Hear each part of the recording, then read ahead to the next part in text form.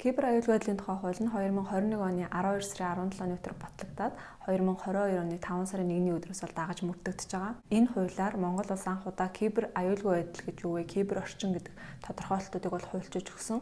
За мөн кибер аюулгүй байдлыг хангахад төр, иргэн, хуулийн этгээдийн үүргийг бол уйлчилж зохицуулсан байгаа. Энэ хууль Монгол Улсын иргэн хуулийн этгээдээс гадна мөн гадаадын иргэн болон харьяалалгүй иргэн гадаад улсын хуулийн этгээдэд мөн адилхан үйлчлэхээр бол зохицуулсан.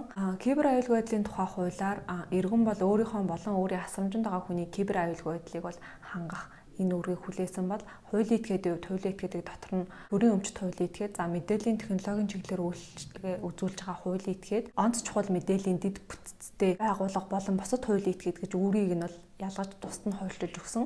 За төрийн хувьд гэх юм бол энэ хуулиар кибер аюулгүй байдлын зөвлөл, кибер халдлага зөрчилтэй тэмцэх төвийн талаар бол хуульчилж өгөөд эдгээрийн эрх үүргийг бол зохицуулсан байгаа.